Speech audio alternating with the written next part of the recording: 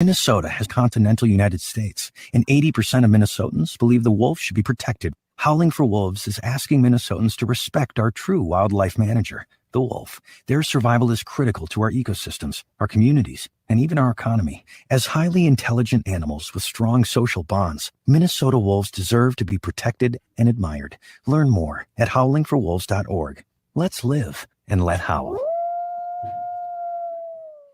Fatalities on Minnesota roads are reaching levels we have not seen in years.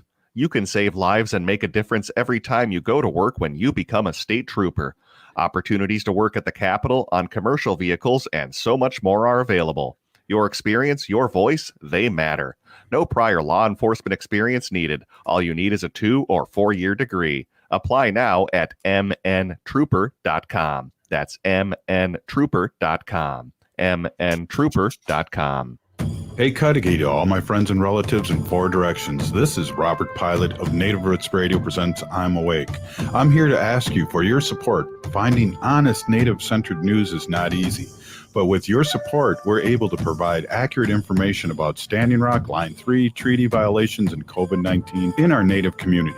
Please visit Native Roots Radio Network on Patreon and donate if you can. That's Native Roots Radio Network on Patreon. Pinigigi, and thank you for your support. In Minnesota, perinatal and postpartum mothers have legal protections to help keep them safe and healthy in the workplace. That means exclusions from heavy lifting, safe spots for breastfeeding, and more. The Women's Economic Security Act protects the rights of pregnant and postpartum women to work safely during pregnancy and to express breast milk at work. The Minnesota Department of Labor and Industry is here to help you and to protect your rights. Call 800-342-5354 or visit dli.mn.gov/newparents. Hey, Olgama, I've been hearing a lot about this term, climate justice. What is that? Climate justice is recognizing that the negative impacts of climate change don't affect all people equally. It also means transitioning from a fossil fuel-based economy to a more sustainable future. MN350 is one of the groups that's pushing for this transition to protect our futures. You can even get involved too. That's great, especially since I'm concerned about pipeline projects like Line 3. How can I help MN350? Just find them on Facebook or visit mn350.org. With your AM 950 weather, I'm Brett Johnson. For cloudy skies overnight with a low around 65, Friday showers and storms with a high near 76, and Saturday a chance for rain with a high near 84. Air Seal Tech is Minnesota's premier insulation contractor. Air Seal Tech's highly trained installers can help your home stay comfortable and energy efficient year-round with easy and affordable air sealing and insulation upgrades. Call 612-888-3664. That's Air Seal Tech. They bring comfort home. Portions of Native Roots Radio may be pre-recorded. It's a good day to be indigenous. Get up, stand up. They are going to become more brutal. Because all the hippies were trying to be Indians anyway. They're going to become more repressive because it's a matter of dollars and their illusionary concepts of power. Hey, Victor. We must live in balance with the earth. And also the recent happenings at Wounded Knee. I am awake. Hey, Cudahy to all my friends and relatives in 4 directions. You're listening to Native Roots Radio presents I'm Awake, and I'm your host, Wakanjahade, which means distant thunder. My colonized name and taxpayer name, and boy, we pay a lot of taxes here in Minnesota, is Robert Pilot. And we discuss here on Native Roots Radio Native issues here in the Twin Cities and all over Turtle Island. And as you know, Native issues are human issues, and human issues are Native issues. Robert, the American Indian Cancer Foundation and the Native American Community Clinic in Minneapolis are hosting a vaccine event on Friday, September 10th between 3 and 6 p.m. It will take place at the Native American Community Clinic on Franklin Avenue in Minneapolis. So head on over and get your vaccines. Hey, I want to just give Howard a quick shout out, watching us in New Zealand. It's hard for me to even say New Zealand, but Pinigigi for checking in and seeing what Indigenous people are doing here in the United States. And so I want to give you a good shout out, and greetings from Ireland. Jared, we don't like saying the last names, Gerard. But yeah, and we like to destroy their first names, but or I should say I just do. Hey, we have Wendy, we have Ogama who does native news here, and it seems like, I don't know, that the whole team hasn't been together in a month or something. Well, I was off. Ogama was off. Lewis has been here. He hasn't taken any time off. Well, he's the new guy, so he can't. Yeah, he's thumbs up. He's the new guy. He can't take time off. Not yet. Yeah. You can wait He's and still- take advantage soon enough. HR hasn't given him that golden ticket. So, hey, we had fun yesterday. Lewis was out there too. The state Treaty's not capitol, yeah. tar sands, and I can't wait to hear the news going on. I just want to personally throw out our prayers and condolences to the service people that were murdered today in Afghanistan. So, hey, let's talk to Ogama with the news. Welcome, Ogama. Hi, Annie Bijou, everybody. This is Ogama Ganukwe. I am happy to be back. Things have been a little hectic for me lately, so I've kind of been off and on here. The Treaties Not Tar Sands rally was at the Minnesota State Capitol yesterday as part of a 4-day ceremony. I was told there was an upward of about 3,000 people who showed up and about 15 teepees across the Capitol lawn.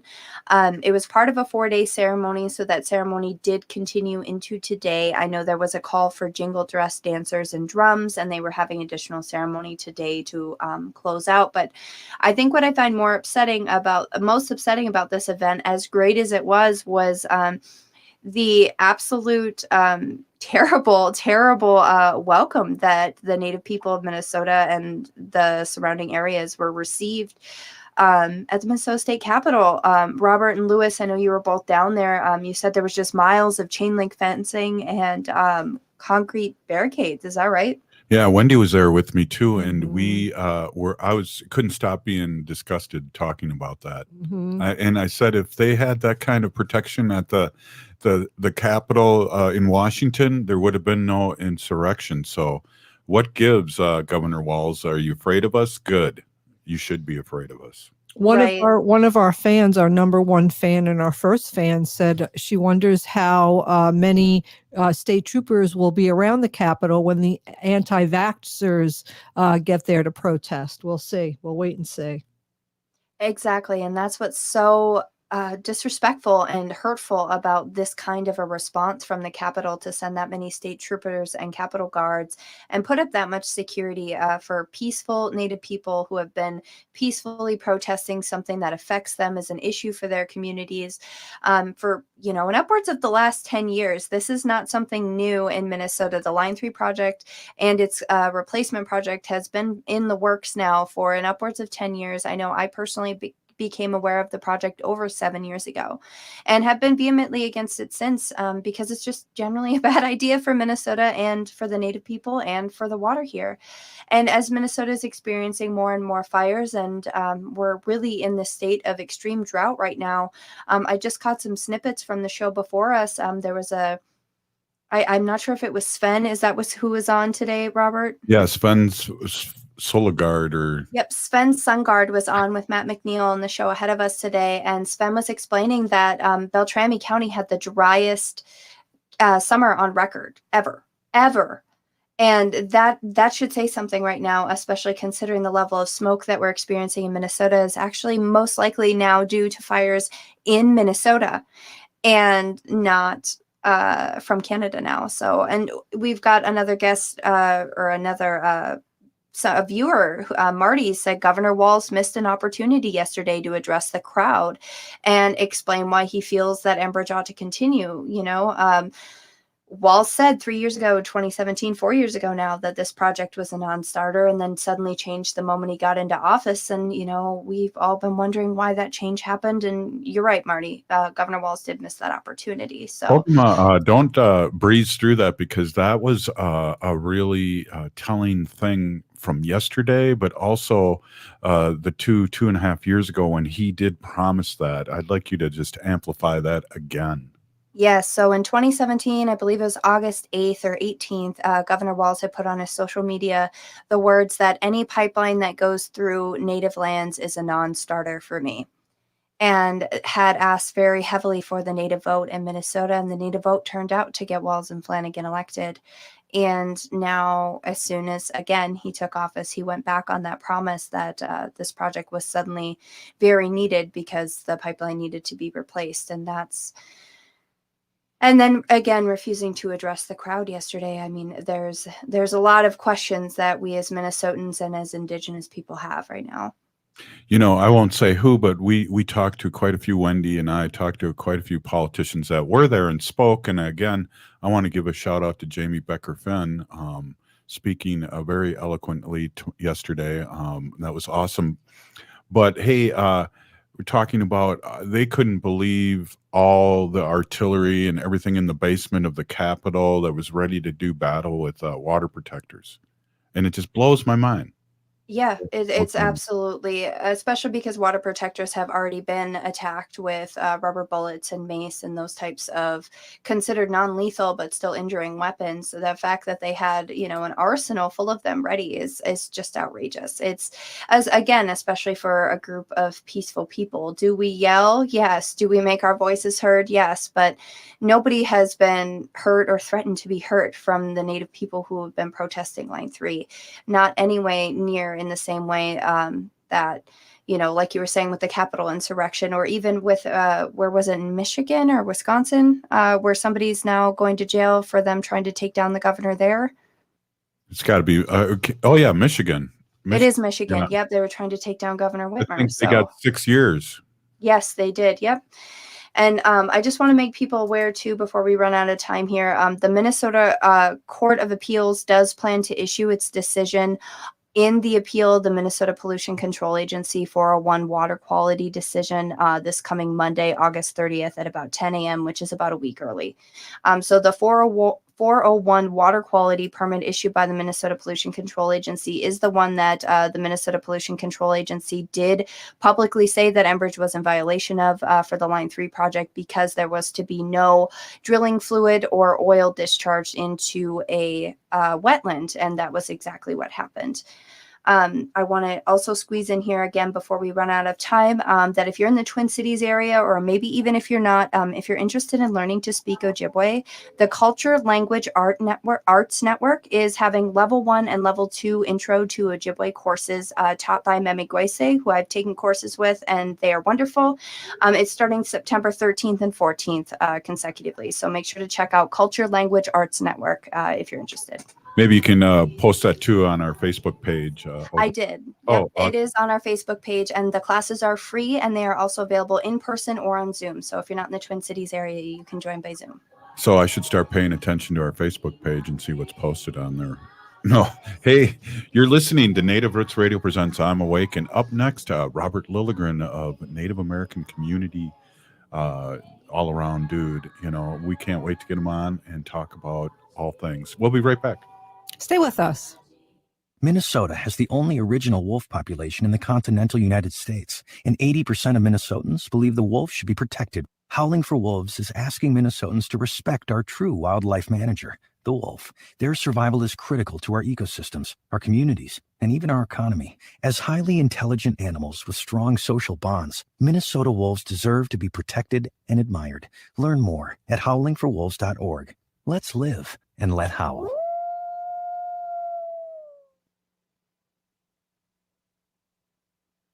Unwanted sexting or photos, inappropriate jokes, even tickling or wrestling can feel like a violation. Catcalling, cornering, or groping, getting them drunk or high for sex, recording sexual acts without permission, hurting someone because of their sexual orientation, raping a family member, a child, a date, a friend, a stranger, purchasing a human being for sex. You make the choice every single time. Sexual violence is many things. Make a choice. Do not do it. Sponsored by the Minnesota Indian Women's Sexual Assault Coalition. Hey, Ogama, I've been hearing a lot about this term, climate justice. What is that? Climate justice is recognizing that the negative impacts of climate change don't affect all people equally. It also means transitioning from a fossil fuel-based economy to a more sustainable future. MN350 is one of the groups that's pushing for this transition to protect our futures. You can even get involved too. That's great, especially since I'm concerned about pipeline projects like Line 3. How can I help MN350? Just find them on Facebook or visit mn350.org. Life is a journey, and the Doherty Family College will help you get where you want to go. Located downtown Minneapolis, This affordable 2-year college provides free textbooks, a laptop, meals, career coaches, one-on-one mentorship, and a Metro Transit pass, making DFC the perfect pathway to a bachelor's degree. Turn your dreams into reality. Connect with a counselor today at dfc.stthomas.edu. You're listening to Native Roots Radio. This is Spirit from Reservation Dogs. Get up and listen.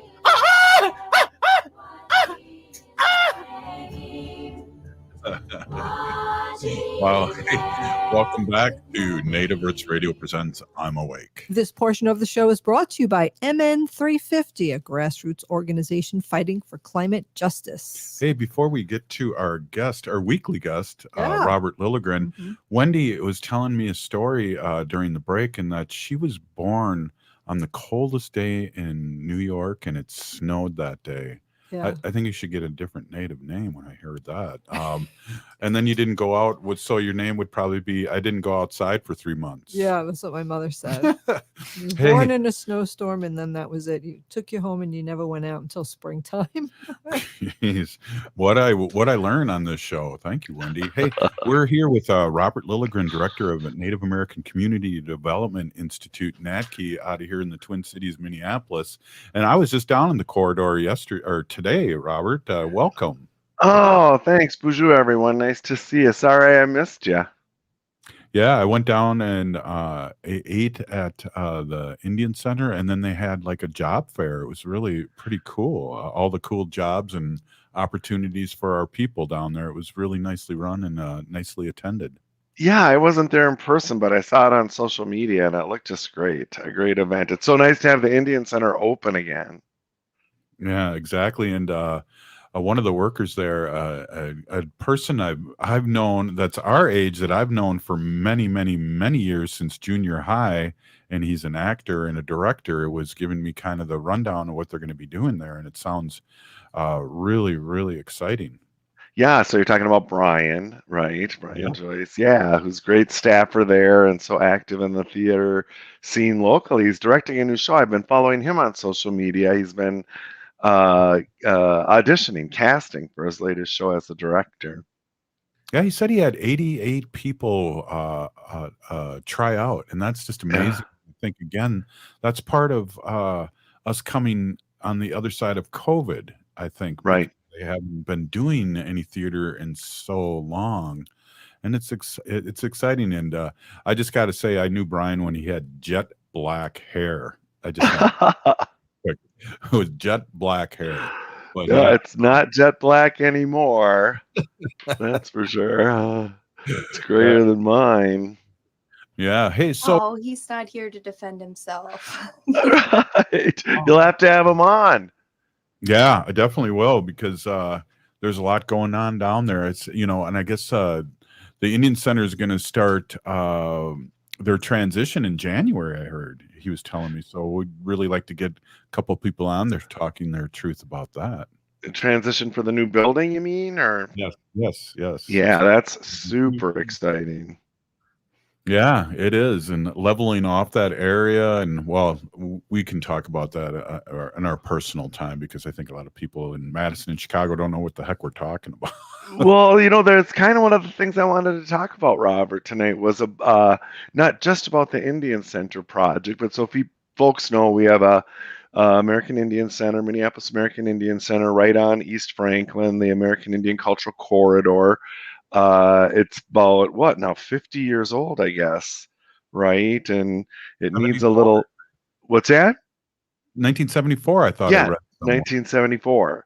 So it needs a little loving, it needs a little investment, and they're just going gangbusters. They've got a beautiful new design that really expands the space, brings it much more out towards the cultural corridor, much more inviting, really creating, sort of evolving from the last century model, which was straight up services, and they still provide a ton of services. It's kind of that place where Native people who are new to the city end up there looking for kind of guidance and support, and then sort of transforming it into the 21st century into more of a destination. on the American Indian Cultural Corridor. So they'll be really like street-facing restaurant, expanded art gallery, more event space. I mean, it's just an incredible transformation. And the director there, Mary Lagarde, Whiter's sister, has really led this capital campaign. They're almost there. They're planning to break ground early next year, hopefully occupy the new expansion in 2024. And it's just kind of a success story here of how one of the ways I spent one of my days this week was with a bunch of other Native org leadership from both Minneapolis and St. Paul, putting together a collaborative approach to primarily public sector funds, but also private sector corporate and philanthropy, with all of the Recovery and Repair Act funds that are coming toward communities. We want to make sure that here in the urban community, we're prepared.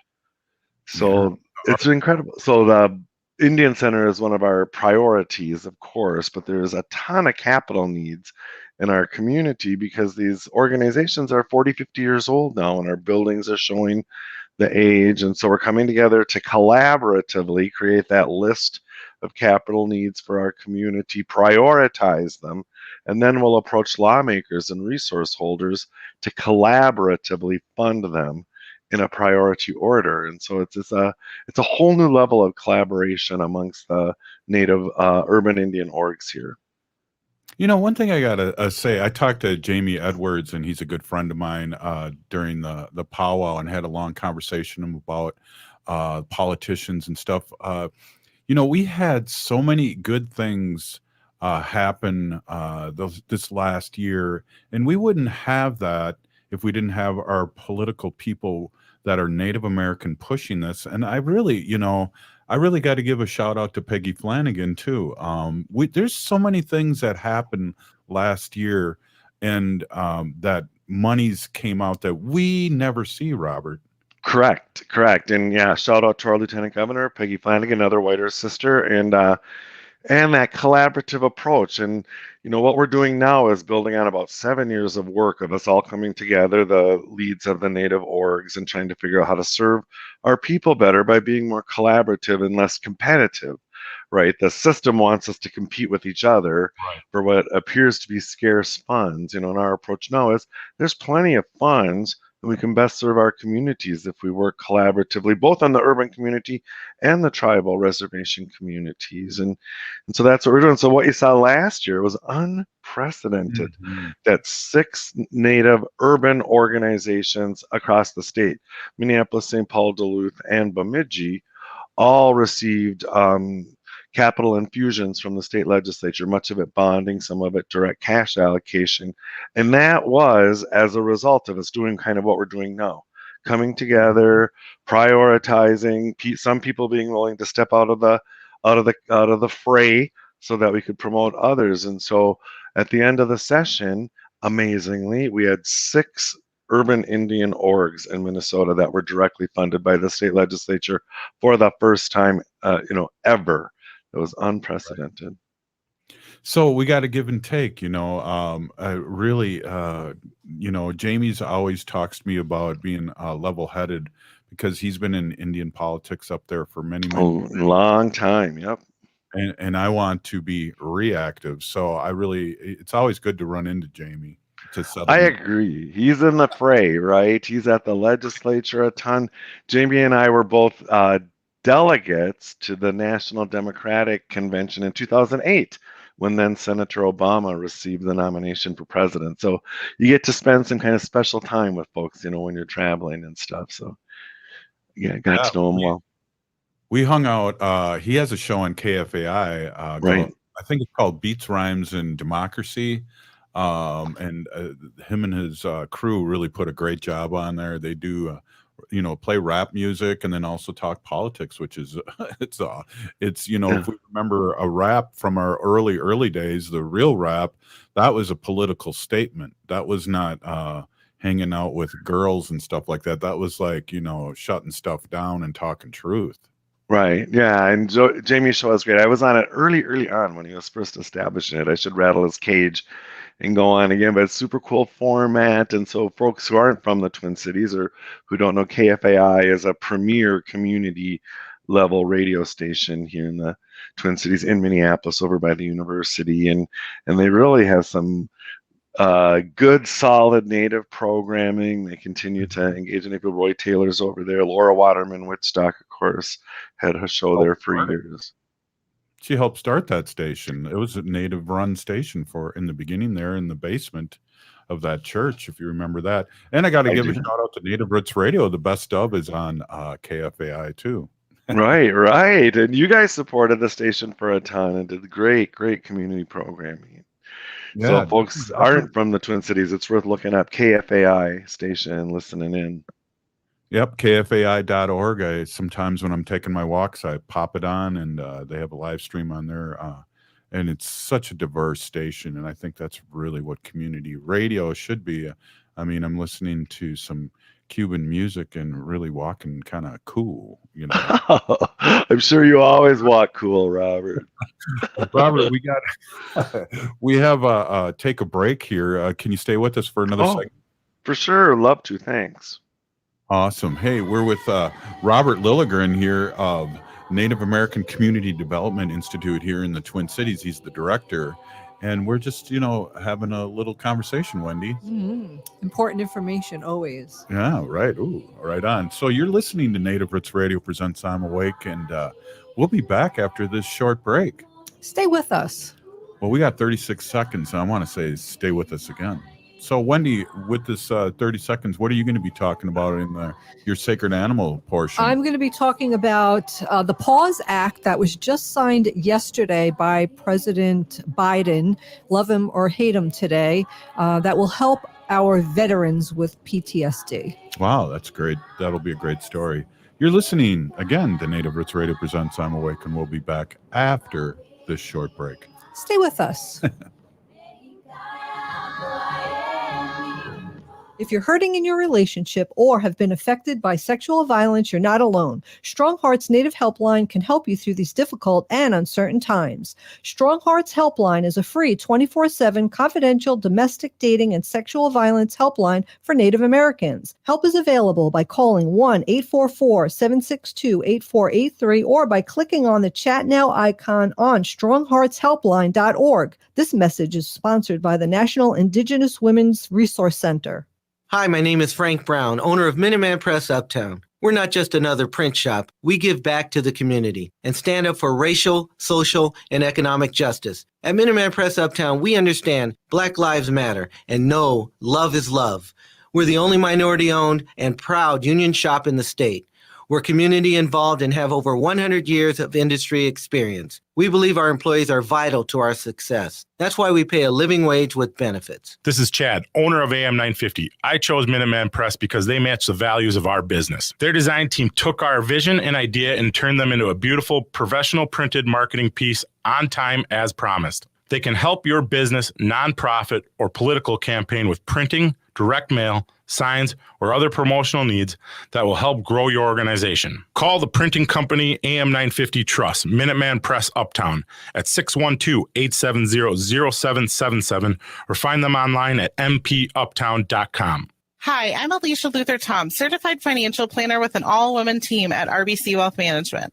Making sure you and your loved ones can live comfortably in the future starts with the choices you make today. During times like these, having a trusted investment team is more important than ever. We practice social distancing and can work with clients remotely. This is Alicia Luther Toms at 612-770-4460 or alicia.luther.toms@rbc.com. RBC Wealth Management, a division of RBC Capital Markets, LLC, member NYSE, FINRA, SIPC. You've heard the screamers, you've heard the shouters. Well, now it's time to listen to a real conversation. Now it's time for the Rick Unger Show. Weeknights from 8 to 10 p.m. on AM 950. Hey, Wendy, what are we doing for dinner after the show? How about we go to J. Selby's on 169 Victoria Street in St. Paul? They have a delicious plant-based menu that's compassionate and environmentally sustainable. I'm getting their spot-on vegan Big Mac, the dirty secret. You can pick up and they deliver within a 5-mile radius, or you can call them at 651-222-3263 or visit jselbys.com. Well, you sold me, Wen. Let's go order at J. Selby's tonight. I'm hungry. Is your remote workforce putting your company at risk? Cyber criminals are targeting your employees with COVID-19 inspired emails and attacking businesses like yours. Hi, Mark Sommerfeld from Rymark. Rymark has the tools and expertise to enable your employees to work securely from home. If you need help getting your staff to work remotely and securely, call 651-328-8900 or go to rymarkit.com. That's 651-328-8900 or rymarkit.com. It's back, the Great American Road Trip. After a year of staying close to home, people are headed out across the country, driving to see family and friends. Before you hit the road, make sure your vehicle is ready for the drive ahead by scheduling your maintenance at Rudy Luther Toyota. Their service department is the best. We'll evaluate your vehicle and get it running at peak performance. And the best part, Rudy Luther Toyota is honest. You can trust them to give you the service you need. Get your car ready for the road ahead with top-notch service courtesy of Rudy Luther Toyota, the southeast corner of 394 and 169 in Golden Valley. With your AM 950 weather, I'm Brett Johnson. For cloudy skies overnight with a low around 65, Friday showers and storms with a high near 76, and Saturday a chance for rain with a high near 84. Victor's 1959 Cafe is now open for both dining room and outdoor patio seating. Victor's is an authentic taste of Cuban cuisine for any meal of the day. Open Wednesdays through Sundays from 9 a.m. to 2:30 with takeout still available. More at victors1959cafe.com.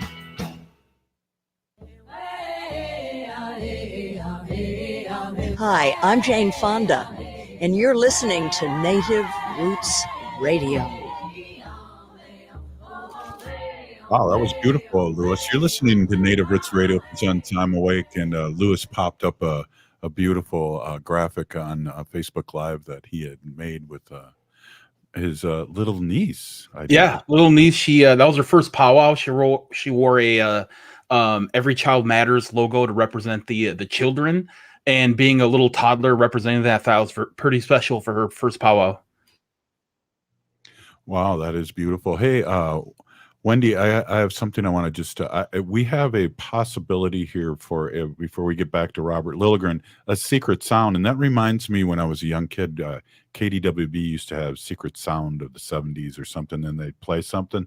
So, Ogama, can you play that secret sound? Yeah, sure. Give me just a second to pull it up. Can you guys chat for just a second while I find it? This portion of the show is brought to you by the Minnesota Indian Women's Sexual Assault Coalition. Wow, yeah. Hey, you were mentioning too during break. We have a really good show during break, Wendy and I. But how inspiring Mary Kunish was yesterday at the Capitol. Yes, she spoke eloquently and truthfully, and she was great as usual. Yeah, she's on our show every Friday. So. Yeah, that's right. And Jamie Becker-Finn was rocking it out of there too. So it was really great to see her. She came up, and I don't know, Robert, when I wear a mask, people still can recognize me, and I think it's my big nose shooting through the mask, because Jamie Becker-Finn came up to me and said hello, and it's like, who is this person? I can never tell who really anyone hard, is. like when people have hats on, scarves on, sunglasses, and their mask. It's really hard to tell who's who. Maybe it's my 75, Robert. I look like an old Amster gangster with my little head. Everyone looks like Inspector Gadget. That's what it is, Right. It looked like such a cool scene at the Capitol. I couldn't get over there, but I was there in spirit. But man, it looked like it was really happening, and it looked like you were front and center there, Robert and Wendy. Yeah, we were emceeing it, and thank goodness they had me introduce people that I could pronounce their names, because I have problems of my reading skills and pronunciation skills. Are you ready, Ogama? I am ready. Let's hope this works, everybody. We got a secret sound here for you. If it's going to load for me. Of course it's not, because we're on air, and that's how that usually works, right? Right, exactly. All right, maybe we can come back to that. All right. Yeah, I guess so. All right. Oh, wait, here it is.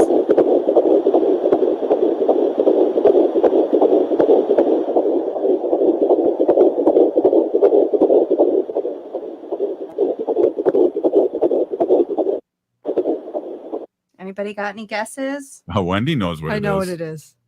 I'll let the other people. Robert, do you know what that is? To me, it sounded like a train. So I would say a train. Close. Kind of like a train. They also say it sounds like galloping horses too, here and there. But all right. Well, Lewis knows what it is, and Wendy knows what it is. So I guess Wakayeja. That's what we call it in Lakota.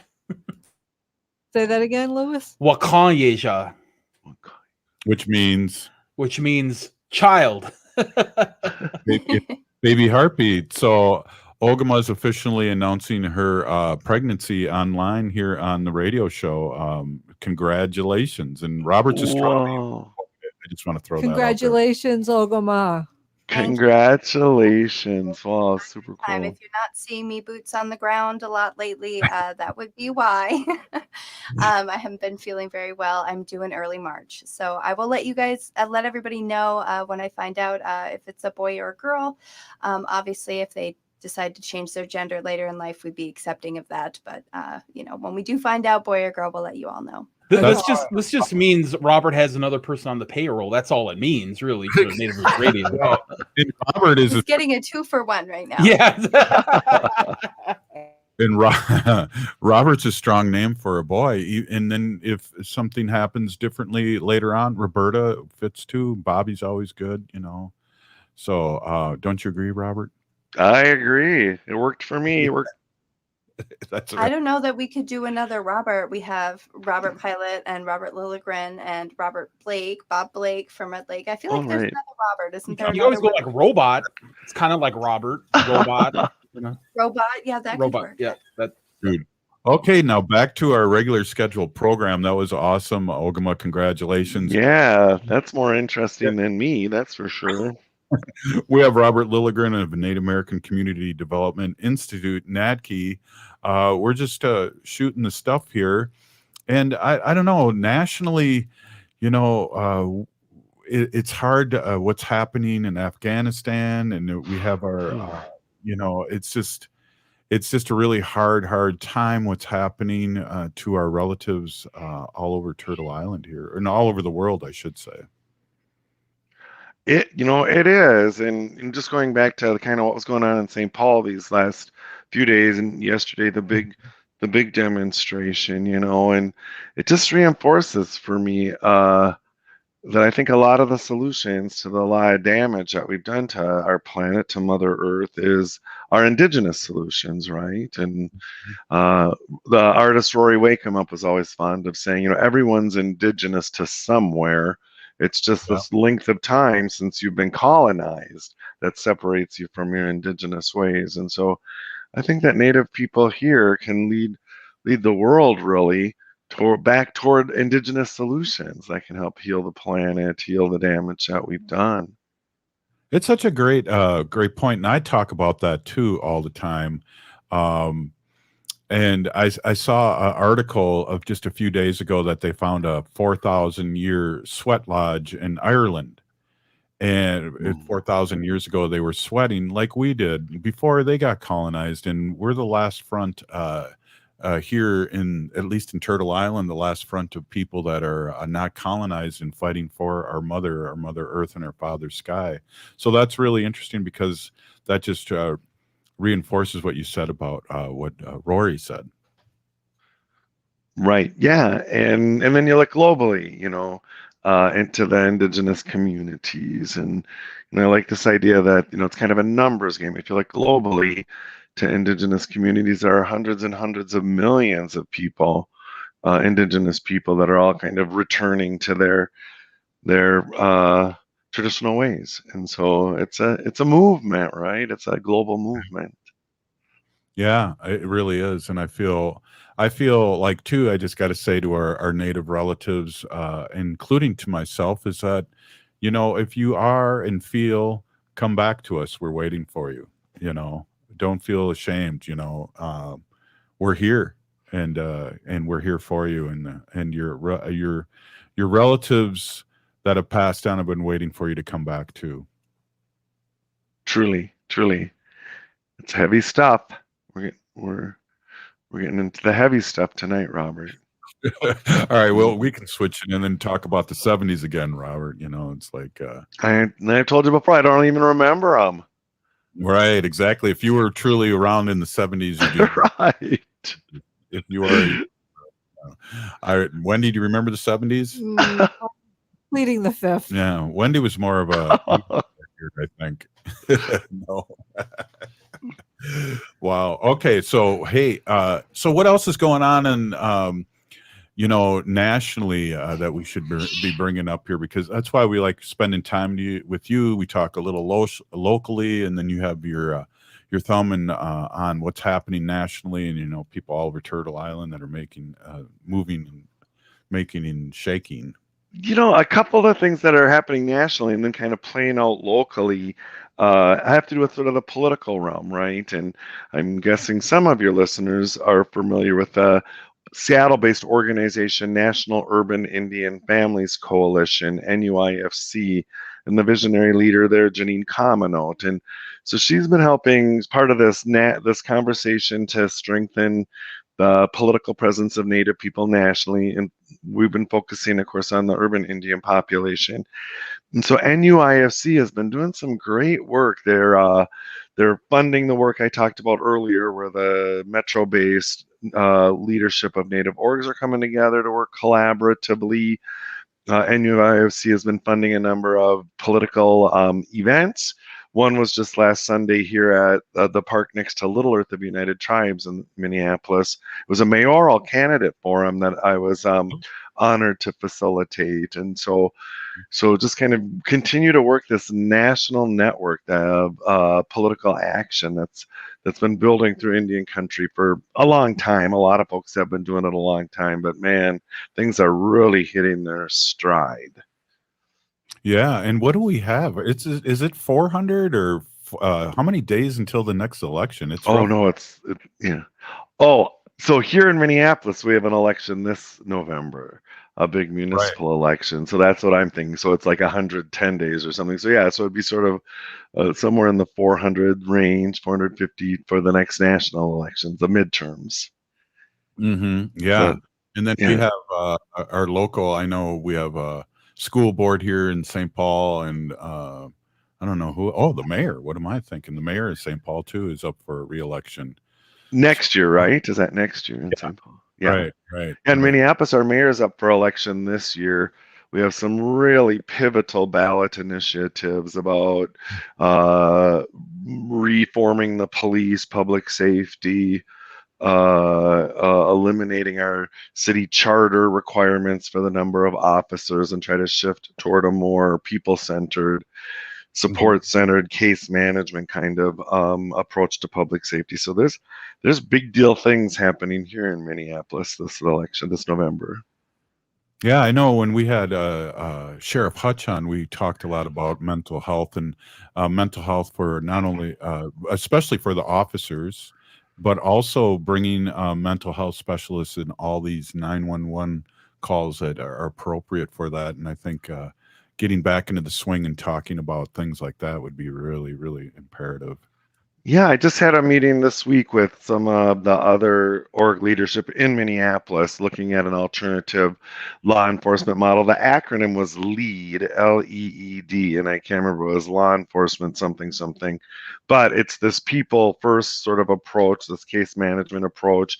They've implemented in a number of other cities, and they're looking to maybe do a pilot project here in Minneapolis. And so the national leadership of this public safety model LEAD and some city officials met with some Native leadership here just this week to sort of map out if it's something that's possible here, which in the Native community, for sure, it's the direction that we've been moving with our public safety efforts as a community. Well, Robert, thank you so much for stopping in, and the information that you bring us and all over Turtle Island here is so fun and informative. I really appreciate you being on. That was Robert Lilligren of Native American Community Development Institute, and you're listening to Native Roots Radio presents I'm Awake. Stay with us.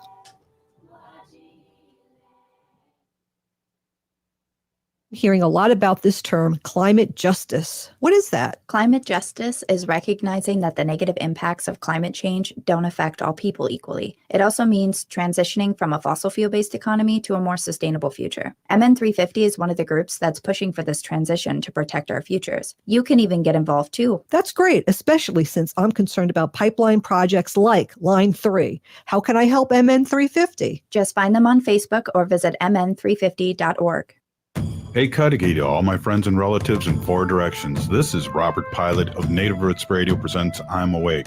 I'm here to ask you for your support. Finding honest Native-centered news is not easy, But with your support, we're able to provide accurate information about Standing Rock, Line 3, treaty violations, and COVID-19 in our Native communities. Please visit Native Roots Radio Network on Patreon and donate if you can. That's Native Roots Radio Network on Patreon. Pinigigi, and thank you for your support.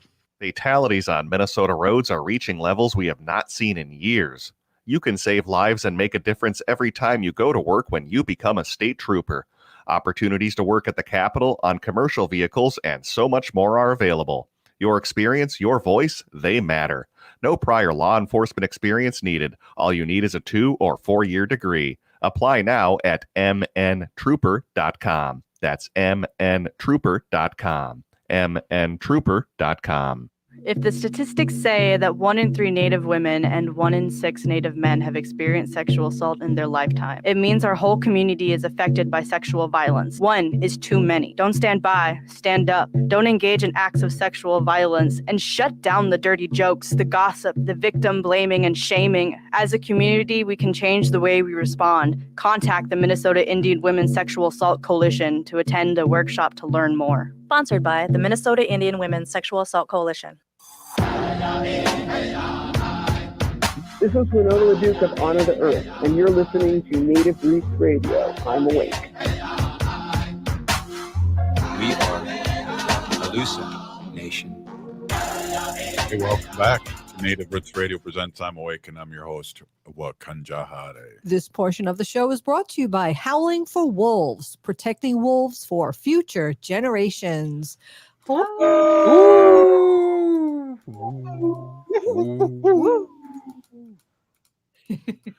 Hey, this is our sacred animal portion of the show, and I just want to say, I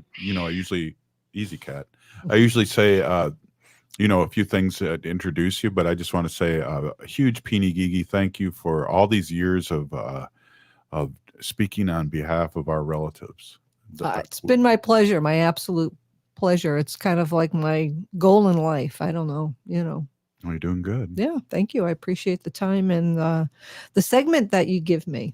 Well, I was kind of saying that and thinking at the same time, is she thinking I'm going to fire her? No, I did. I don't even get paid, so Thanks, and we'll see you later. she said.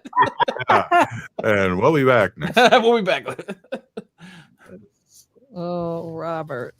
All right. Well, my name is Hanaji Hihani, and that means cares for them. And as always, I like to thank Curtis, my Dega, for giving me that name.